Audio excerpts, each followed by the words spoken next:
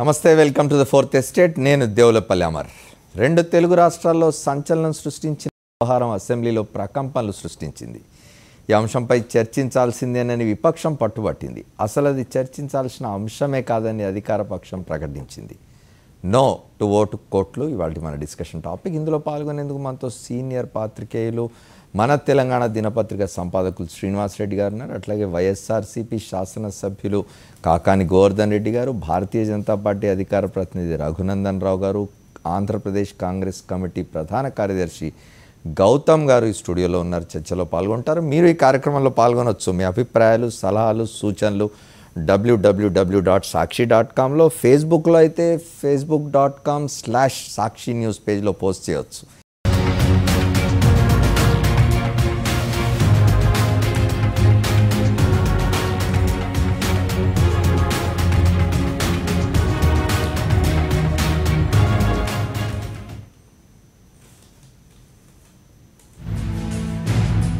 అసెంబ్లీని కుదిపేసిన ఓటుకు కోట్లు వ్యవహారం. చర్చకు పట్టుబట్టిన విపక్షం వైఎస్ఆర్సీపీ. వాయిదా తీర్మానాన్ని తిరస్కరించిన స్పీకర్. కోర్టు పరిధిలో ఉన్న అంశంపై చర్చ చేపట్టలేమన్న స్పీకర్. ఏపీ ప్రభుత్వానికి ఓటుకు కోట్లుతో సంబంధం లేదన్న టీడీపీ. ఓటుకు కోట్లు అంశం అసెంబ్లీలో చర్చించరాదన్న చీఫ్ విప్. చర్చకు డిమాండ్ చేసిన ప్రతిపక్ష సభ్యులు. స్పీకర్ పోడియం ముందు ఆందోళనకు దిగిన విపక్ష సభ్యులు. ముఖ్యమంత్రి సమాధానానికి విపక్ష నేత డిమాండ్.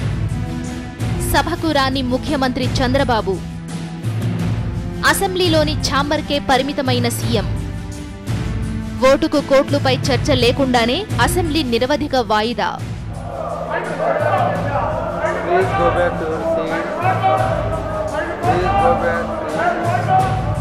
రెండు తెలుగు రాష్ట్రాల్లో సంచలనం సృష్టించిన ఓటుకు కోట్లు కుంభకోణం ఆంధ్రప్రదేశ్ అసెంబ్లీని తాకింది.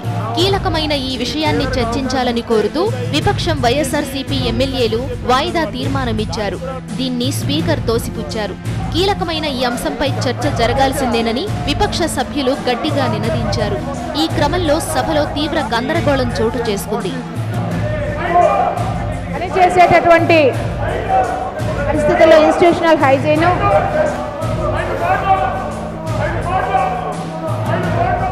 అసలు ఓటుకు కోట్లు కేసుతో ఆంధ్రప్రదేశ్ ప్రభుత్వానికి ఎటువంటి సంబంధం లేదని, అది తెలంగాణ ప్రభుత్వానికి సంబంధించిన ఇష్యూ అని చీఫ్ విప్ కాల్వ శ్రీనివాసులు వాదించారు.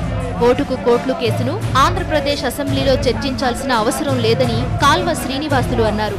అటు స్పీకర్ కూడా కోర్టు ముందున్న అంశాన్ని చర్చించలేమని స్పష్టం చేశారు. దీన్ని వ్యతిరేకించిన వైఎస్ఆర్సీపీ సభ్యులు డౌన్ డౌన్ అంటూ గట్టిగా నినాదాలు చేశారు. ఒక్క ఓటు 5 కోట్లన్న నినాదాలతో అసెంబ్లీ మారుమోగిపోయింది.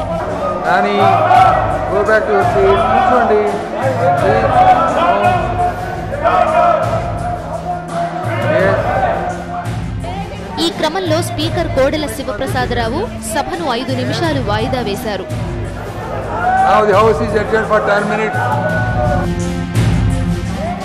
వాయిదా తరువాత సభ తిరిగి సమావేశమైనప్పుడు మంత్రి అచ్చెన్నాయుడు చేసిన వ్యాఖ్యలపై ప్రతిపక్ష నేత వైఎస్ జగన్మోహన్ రెడ్డి ఆగ్రహం వ్యక్తం చేశారు.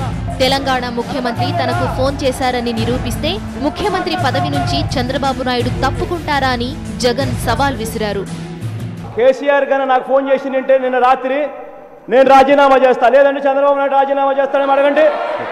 ఎందుకు మరి ఎందుకు ఆరోపణలు చేయాలి? ఏదైనా ఆరోపణ చేసేసరికి నిజాయితీ ఉండాలి, ఏదైనా చెప్పేసరికి నిజాయితీ ఉండాలి. విపక్ష నేత మాటలపై అధికార పార్టీ సభ్యులు విరుచుకుపడ్డారు. దీన్ని నిరసిస్తూ విపక్ష సభ్యులు స్పీకర్ పోడియం చుట్టుముట్టారు. టీడీపీకి వ్యతిరేకంగా నినాదాలు చేశారు. గందరగోళం తీవ్రమవడంతో స్పీకర్ సభను వాయిదా వేశారు. చాలా చాలా బాధాకరం. ఇది మీరు చేస్తుంది కరెక్ట్ కాదు. మీరు చెప్పండి మీ మెంబర్స్కి. This is not the way of behaving in the house. This is not the way of behaving in the house. No. House is adjourned for 10 minutes. సభ తిరిగి సమావేశమైన వెంటనే TDP MLA Jayanageswararao, Congress MP KVP రామచంద్రరావుపై, మరో MLA Anitha, YSRCP ఎమ్మెల్యేలపై సభా హక్కుల notice ఇచ్చారు. దీన్ని privilege కమిటీకి పంపిస్తున్నామని ప్రకటించిన స్పీకర్ ఆ వెంటనే సభను నిరవధికంగా వాయిదా వేశారు. Now With the consent of the House, I adjourn the House sine die. సభలో తీవ్ర స్థాయిలో గందరగోళం చోటు చేసుకున్న ముఖ్యమంత్రి చంద్రబాబు నాయుడు సభకు రాలేదు. అసెంబ్లీలోని తన ఛాంబర్కే పరిమితమయ్యారు.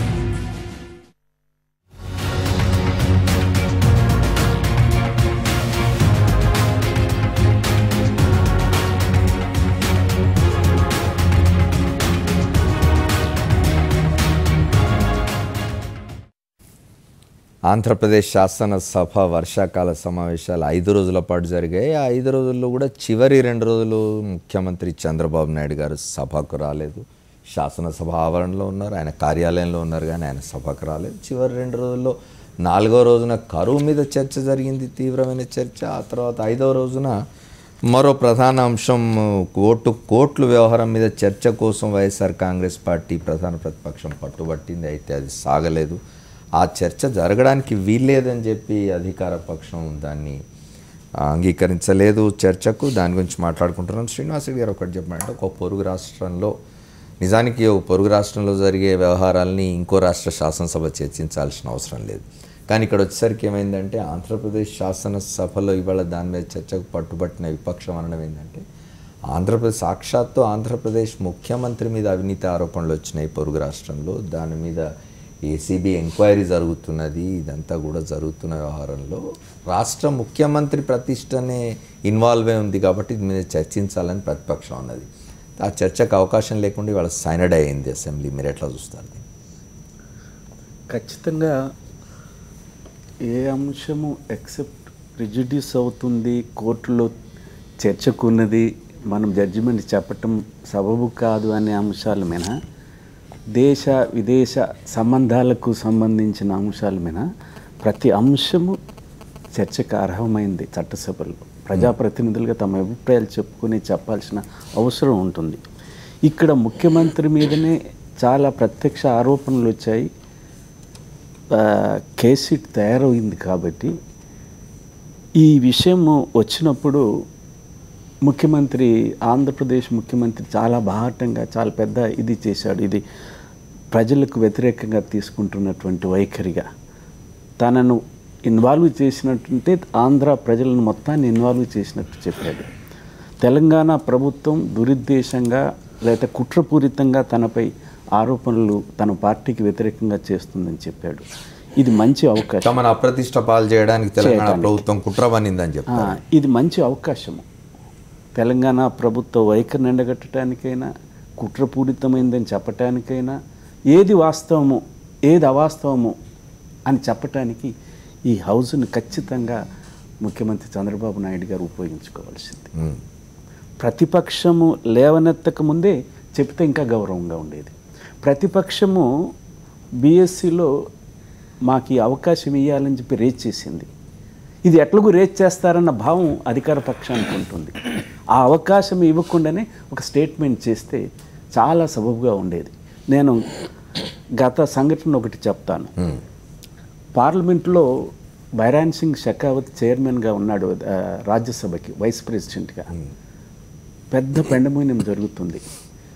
ఈ పెండమోనియాన్ని నిరోధించాలంటే, చట్టసభలు సక్రమంగా జరగాలంటే ఒక ప్రతిపాదన చేశాడు. ప్రజా సమస్యలకు సంబంధించి, కరెంట్ అఫైర్స్కి సంబంధించి, లేదా పబ్లిక్ గుడ్కు సంబంధించి ఏదైనా తక్షణ అవసరాలు ఉన్నప్పుడు లేదా సమస్యలు లేవనెత్తినప్పుడు ప్రభుత్వమే స్వయంగా సంబంధిత మంత్రులే సుమోటోగా ప్రకటన చేయాలి, స్టేట్మెంట్. అది అమలుపరిచింది గవర్నమెంట్, ఆనాటి గవర్నమెంట్. ఎన్ని పత్రికలు షెకావత్ని అభినందిస్తూ సభ ఆ తర్వాత కాలంలో జరిగినటువంటి పరిణామాలు చాలా స్మూత్గా జరగటానికి ఇది ఖచ్చితంగా ఎవరైనా ప్రజలు ఆలోచిస్తారు. ఇంతటి పెద్ద కేసు జరుగుతుంది, ఇవ్వాలైనా మన రేవంత్ రెడ్డి చేసిన పనిని సబబు అని చెప్పే వాళ్ళు ఎవరైనా ఉన్నారా? తెలుగుదేశం వాళ్ళు ఎవరైనా చెప్పగలుగుతారా? ఎవరు చెప్పటం లేదు. ముఖ్యమంత్రి ఇన్వాల్వ్ చేయటం దాని మీదనే మా ముఖ్యమంత్రి కావాలని చేస్తున్నారని ఆరోపణలు చేస్తున్నారు. ప్రతిష్టం దిగజార్చకని ప్రత్యారోపణ. కానీ శ్రీనివాస్ రెడ్డి గారు రేవంత్ రెడ్డిని డిజైన్ చేసుకోలేదు తెలుగుదేశం పార్టీ. ఆయన జైలు నుంచి వచ్చినాక పెద్ద ఎత్తున అది వేరు. కానీ మా వాడి చేసింది సబబైన పని. అనే మాట ఎక్కడైనా చెప్పారా వాళ్ళు? ఎక్కడ చెప్పలేదు, చూపించారు, చెప్పలేదు, శాసించలేదు. ఆ పనికి తప్పుడు పని అని పరోక్షంగా అంగీకరిస్తారు కూడా అది. అందుకని ఇక్కడ ఖచ్చితంగా ప్రభుత్వము, ముఖ్యమంత్రి లేదా పార్టీ తరఫునైనా ప్రభుత్వం తరఫునైనా ఒక ముఖ్యమంత్రి ఇన్వాల్వ్ చేశారని ఒక ప్రకటన చేస్తుంటే గౌరవంగా ఉంటుంది. ఒకసారి మిగతా పెద్దలతో మాట్లాడారు. గౌతమ్ గారు చెప్పండి, ముఖ్యమంత్రి గారు 2 రోజులు అసలు సభకు రాలేదు. నిన్న కరువు మీద తీవ్రమైన చర్చ జరిగింది. ఆ సందర్భంగాను వారు లేరు. వారు చెప్తున్నది ఏమిటి అంటే, అధికార పక్షం చెప్తున్నది ఏమిటంటే కరువు గురించి మాట్లాడేటప్పుడు ప్రాజెక్టుల ప్రస్తావన తీసుకురావద్దు, అందులో ప్రధానంగా పట్టిసీమ ప్రస్తావన తీసుకురావద్దు అని. ఇవాళ వచ్చేసరికి కోర్టుల వ్యవహారం. నిజానికి అధికార పక్షం చెప్తున్నది ఏమిటంటే ఇది కోర్టులో ఉంది కాబట్టి దీని గురించి మాట్లాడదు. ఇంతకు శ్రీనివాసరెడ్డి గారు అన్నట్టు అసలు ప్రభుత్వమే తానే బాధ్యత తీసుకొని అసలు ఈ వ్యవహారం అంతటి మీద మాట్లాడుంటే బాగుండేదేమో. బహిరంగ సభలో మాట్లాడిన ముఖ్యమంత్రి గారు శాసనసభలో సభ్యుల సమక్షంలో మాట్లాడుంటే బాగుండేదని ఒక అభిప్రాయం. ఒకటి శ్రీనివాసరెడ్డి గారు చెప్పిన దాంట్లో నేను ఒక రేవంత్ రెడ్డి గారిని ఆ పార్టీ ఓన్ చేసుకోలేదు అనే అభిప్రాయం ఏదైతే ఉందో, చేసిన పనిని సమర్థించలేరు అని మీరు అన్నారు. నేను దాంతో డిఫర్ అవుతున్నాను. ఎందుకంటే వాళ్ళు చాలా బాగా సమర్థించుకున్నారు. వాళ్ళు పెద్ద ఎత్తున ఇన్వైట్ చేశారు, తొడలు కొట్టించి సవాల్ విసిరించారు సమాజానికి, బయట రాజకీయ పక్షాలకి.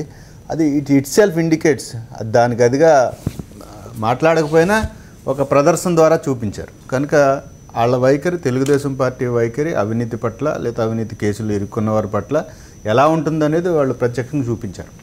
దరిదాపుగా శాసనసభలో ఈవేళ సభ నిర్వహణలో ప్రభుత్వం యొక్క వైఖరి ఎలా ఉందంటే, శాసనసభని ఒక కేవలం దానికి వాళ్ళకి అనుకూలమైన ఒక చిన్న దాన్ని కుదించారు, దాని స్థాయిని కుదించేసి అదొక చర్చనీయాంశమైన ప్రధాన అంశం కాదని, మనం బయట రోజు మీడియాలో ప్రెస్ మీట్లు పెట్టి మాట్లాడితే ప్రజలకు సరిపోతుందని, ఏకాభిప్రాయమే పాలన అని ప్రతిపక్షం కానీ ఇతర పక్షాలు కానీ అక్కడ మాట్లాడాల్సిన సభ్యులు కానీ వాళ్ళ సమస్యలు కానీ ప్రధాన అంశాలు కానవసరం లేదని ఒక నియంతృత్వ పోకడని శాసనసభలో ఈవేళ ప్రదర్శించారని నాకు అనిపించింది. కనుక శాసనసభలో ప్రజల ఎజెండాని చర్చించడానికి శాసనసభ పెట్టారని నేను అనుకోవట్లేదు. వాళ్ళకు సంబంధించిన కొన్ని బిల్లుల్ని పాస్ చేసుకోవడానికి సాంప్రదాయంగా శాసనసభను పెట్టాలి. కనుక శాసనసభను పెట్టి ఆ బిల్లులు ఎండార్స్ చేసుకుని మిగతా విషయాలన్నింటినీ అప్రదానం చేశారు. కనుక కావాలనే చంద్రబాబు నాయుడు గారు ఇలాంటి టర్ను, బహుశా సుదీర్ఘ రాజకీయ అనుభవం ఉండి అనేక శాసనసభల్లో ఆయన ముఖ్యమంత్రిగా ప్రతిపక్ష నాయకుడిగా పాల్గొన్నటువంటి నాయకత్వంలో శాసనసభ ఇలా నడవటం అనేది చాలా దురదృష్టకరం. ఇది నియంతృత్వంతో కూడినటువంటి వ్యవహారం. అందుకని అది ఒకటి. రెండవది, పార్లమెంటు ఈ అసెంబ్లీలో ప్రజల సమస్య, ఓటుకు కోట్ల విషయం అనేది ఒక విషయం. నేను ఒక విషయం చెప్తున్నా, చర్చించాల్సిన అవసరం లేదు అని నేను కూడా అనుకుంటున్నాను ఒక అర్థంలో. ఏ అర్థంలో అంటే, దాంట్లో కొత్తగా ప్రూవ్ చేసి ప్రతిపక్షాలు ఏవో ఆధారాలు తెచ్చి నేరగాళ్ళని అక్కడ అసెంబ్లీ హౌస్లో కూడా ప్రస్తావించి చెప్పాల్సిన పరిస్థితి ఏం లేదు. అంతా ప్రూవ్డ్, ఇట్స్ ఏ ప్రూవ్డ్, అది ప్రూవ్ అవుతుంది కోర్టులో కానీ ఇంకోటి కానీ. కనుక ఆ అర్థంలో నేనేమనుకుంటున్నానంటే, చట్టసభల్లో అక్కడ ఏదో చర్చించడం ద్వారా మళ్ళీ కొత్తగా ముఖ్యమంత్రి గారిని ఆయన ఒక కేసులో ఇరుక్కున్నారని ప్రతిపక్షం ఏదో ప్రూవ్ చేసే పరిస్థితి లేదని నేను అనుకుంటున్నాను.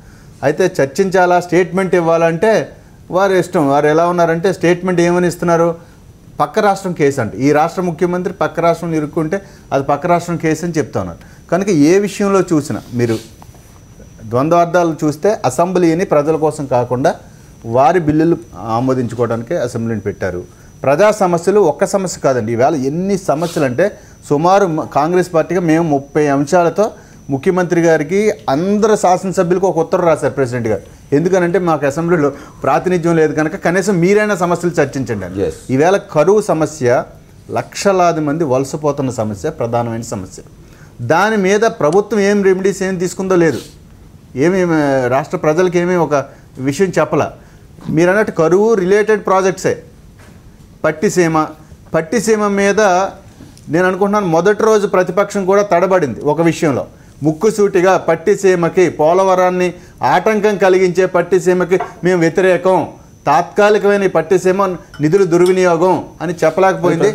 తర్వాత చెప్పారు, మన్నాడు చెప్పారు, మేము దాన్ని కూడా చెప్తున్నాం. సో అందుకని ప్రతిపక్షం యొక్క వైఖరి కూడా ఎలా ఉందంటే, ప్రభుత్వం యొక్క ట్రాప్లో పడకుండా ఉండుంటే బాగుండేది కొన్ని విషయాల్లో. ఉదాహరణకి కలాం గారి దగ్గర నుంచి నివాళులు అర్పించే దగ్గర నుంచి వివాదం మొదలైంది. ఒక నిజంగానే నివాళి అనేది రాజకీయాలకు అతీతంగా అందరూ కూడా ఒక నిబద్ధతతో చేసే వ్యవహారం. అక్కడ కూడా మనకి చిత్తశుద్ధి లేని వ్యవహారంగా అసెంబ్లీలో మనం పాటిస్తే ఏమి సందేశం ఇస్తున్నాం? రెండు ప్రతిపక్షానికి అధికార పార్టీకి కూడా. అంటే నేను కాంగ్రెస్ ప్రతినిధిగా మాట్లాడుతున్నాను కనుక నా వాయిస్ నేను వినిపించాలి కనుక మీ సమక్షంలో, మీడియా సమక్షంలో ఈ రెండు వ్యక్తిగతమైనటువంటి ఏదో పరస్పర పోటీదారులతో కూడిన వ్యవహారంగా రాష్ట్ర వ్యవహారాలను మార్చేయటం అనేది చాలా బాధాకరం. అంటే ఇది ప్రతిపక్షాన్ని నేను అధికార పక్షంతో సమానంగా ఈక్వేట్ చేయట్లేదు, కానీ మొత్తంగా నా క్లెయిమ్ మాత్రం అధికార పక్షం ఈ శాసనసభ సమావేశాలని ఎట్టి పరిస్థితుల్లో కొన్ని బిల్లులు ఆమోదించుకోవడానికి బుల్డోజ్ చేయడానికి, నియంతృత్వంతో తోసేయడానికి పెట్టుకుని తప్ప ప్రజా సమస్యలను చర్చించడానికి పెట్టిందని మేము అనుకోవట్లేదు. ఇంత తీవ్రమైన సమస్యలను చర్చిస్తున్న సమయంలో కూడా 2 రోజులు ముఖ్యమంత్రి గారు సభకు రాకపోవడం కూడా తీవ్రమైన విమర్శలకు దారితీసింది. దాని గురించి గోవర్ధన్ రెడ్డి గారితో అలాగే రఘునందన్తో మాట్లాడే ముందు ఒక షార్ట్ బ్రేక్ తీసుకుంటాం.